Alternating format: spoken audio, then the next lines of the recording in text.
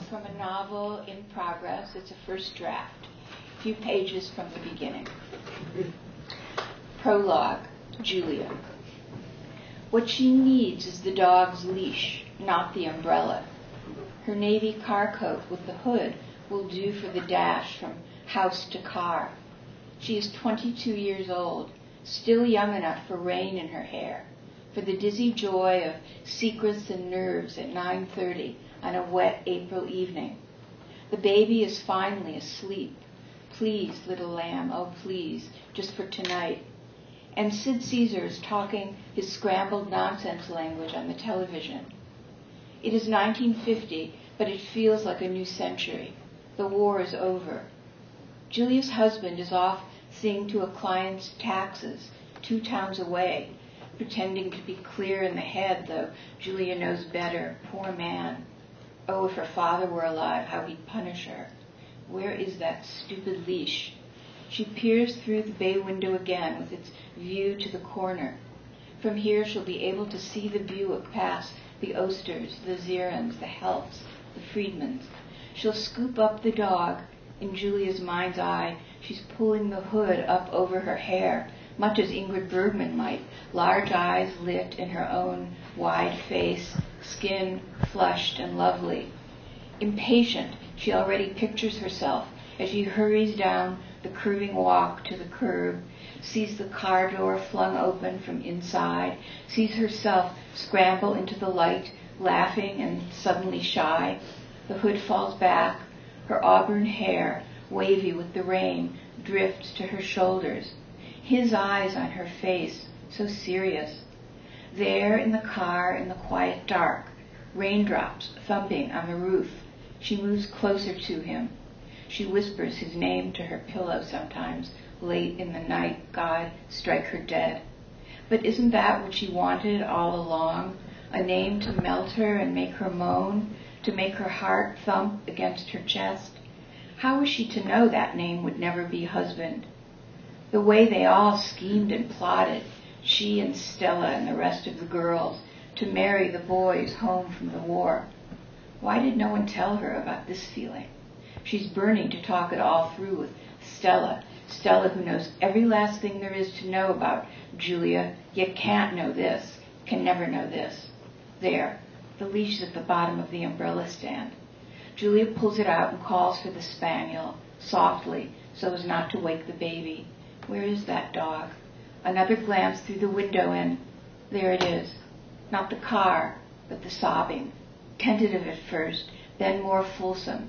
Now a full-throated wail, angry and piercing. Oh, baby girl. Julia looks in the direction of the dark bedroom, where the crib with its sweet smells sits in the buttery yellow alcove. The cries are more ragged now, more aggrieved, and here comes Taffy, wanting no part of the misery in that room.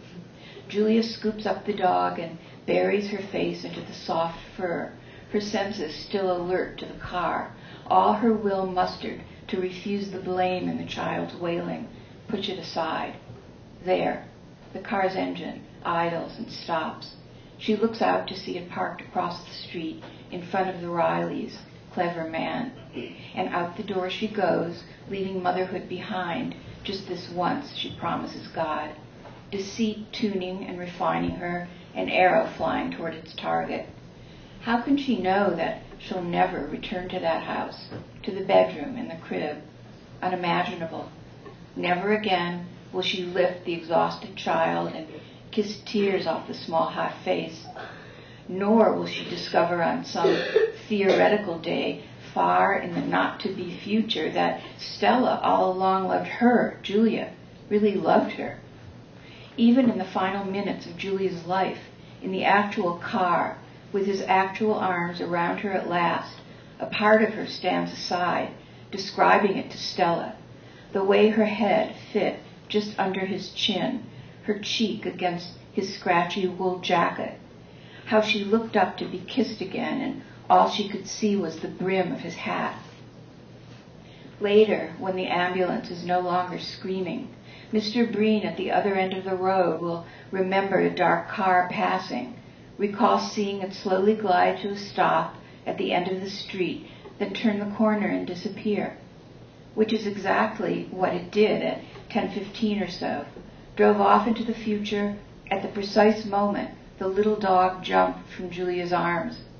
She was standing on the sidewalk watching him drive away, clinging to the sweetness of their minutes together inside the car until the very last possible second.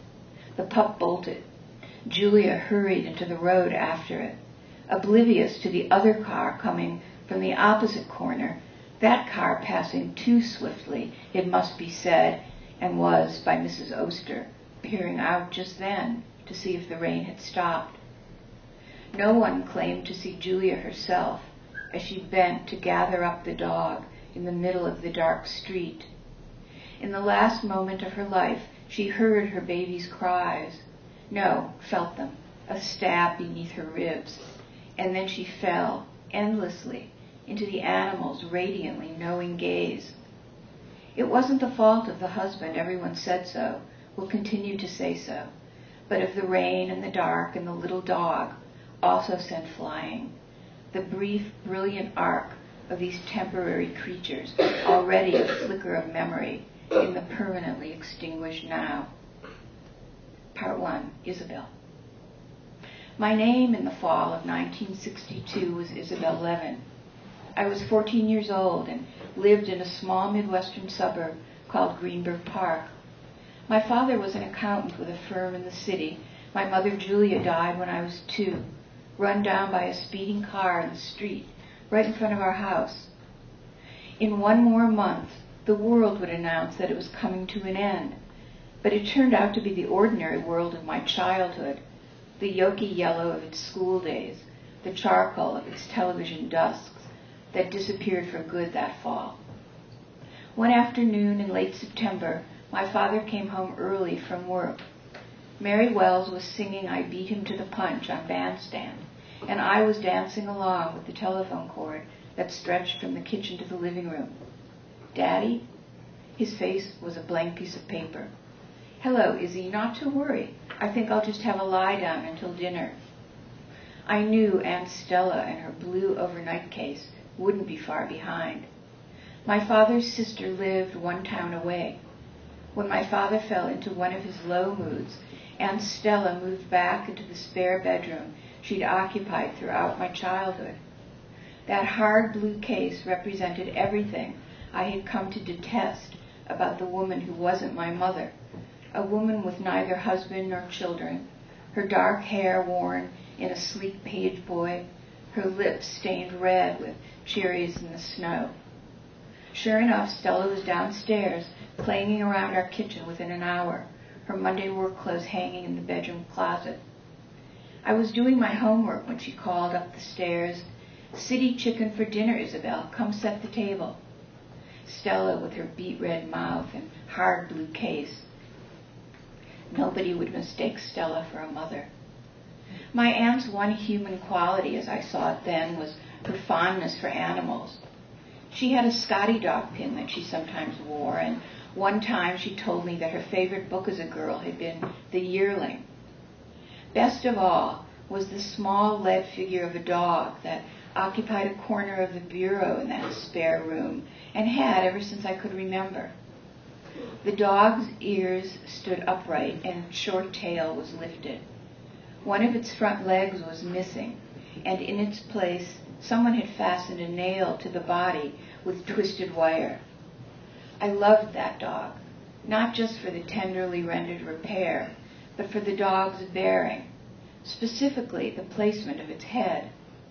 The dog looked both down and off to one side, not at something, but away. Away from what? The question formed itself each time I wandered into that room. My father wouldn't allow me to have a real dog, but whenever I asked my aunt why, she shrugged the question away.